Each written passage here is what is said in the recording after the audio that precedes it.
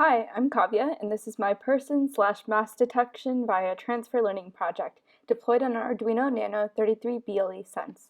This project was deployed in 3 stages: a pre-trained model, a model fine-tuned from a checkpoint, and a model trained via transfer learning. First was the pre-trained model. This one didn't require any actual ML on my part, but rather I just worked out the kinks in the hardware. It worked pretty well, as you can see in the video. Note that I didn't actually mount the camera to the board, so in order to test the person detection, I just pointed the camera towards and away from myself. Another thing to note is that there was a pretty significant delay in processing and detection that is evident in all 3 modules, so it took a little bit of time between when I pointed the camera towards myself and when the light lit up with the actual prediction of the image.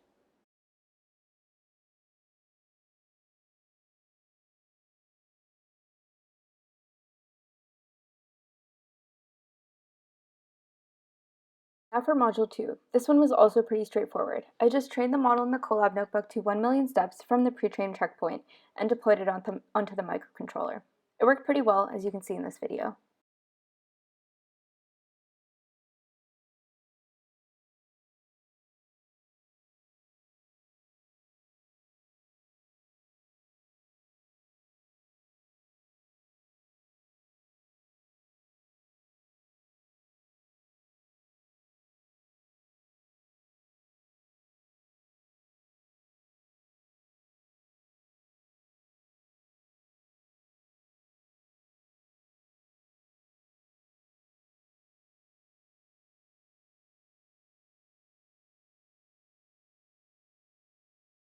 Finally, for Module 3, which was the mass detection, I gathered a dataset from Scraping Flickr for pictures of people and for pictures of people wearing masks.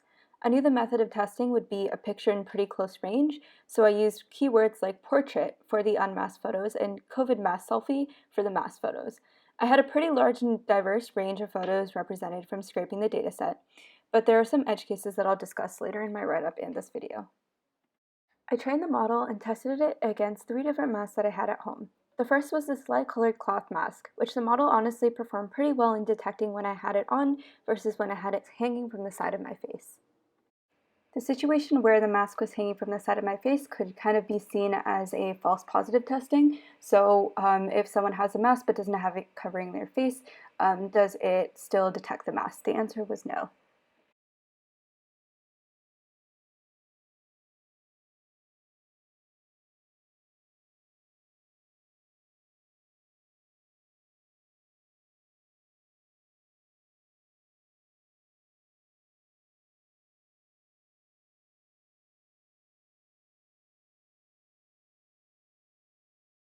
The second was a heavily patterned cloth mask. Similarly, pretty good overall performance, but it was a little finicky when it came to detection.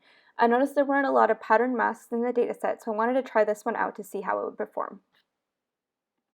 Again, I did a pseudo false positive analysis here where I put the mask on the side of my face, and the model did not detect the mask as being worn, which was pretty good.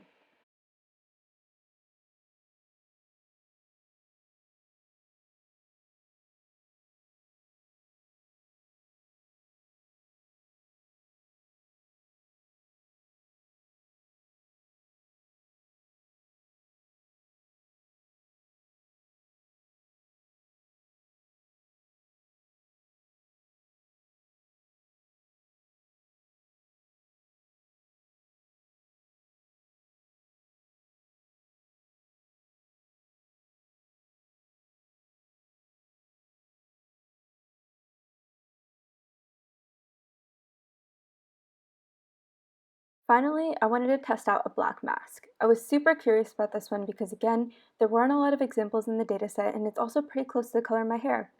In my room, the light is also behind me, so this one was much more subject to the positioning of the camera. Overall, it still pretty much detected the mask consistently and performed really well.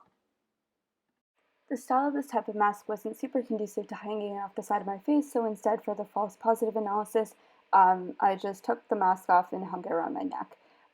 It was still pretty effective in making sure that the mask was not detected when it was off my face and was detected when it was on my face.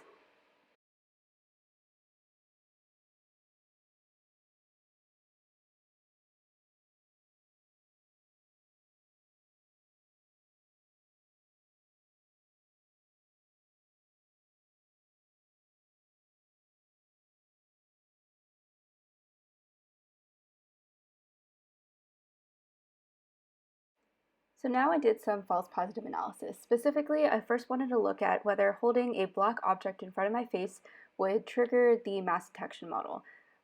I tried holding it in front of my face, removing it, putting it back. Nothing actually seemed to fool the model, which was pretty good.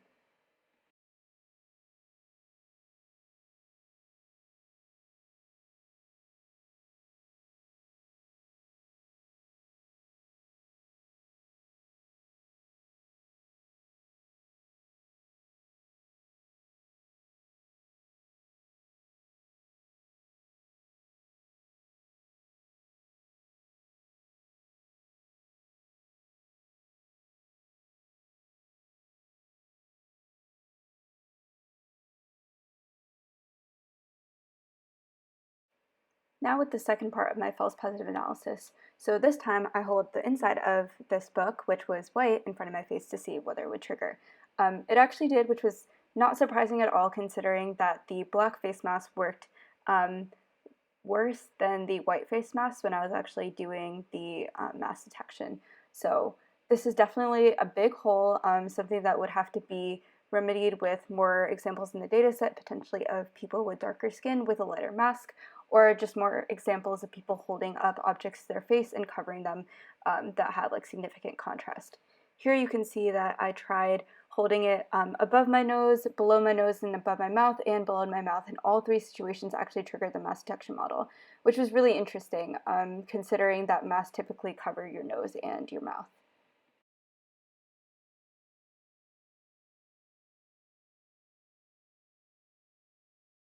Overall, I definitely count this project as a success. The mask detection worked well, and if I were to continue to work on this project in the future, I would just iterate on the dataset to fill any holes of examples and test out the edge cases.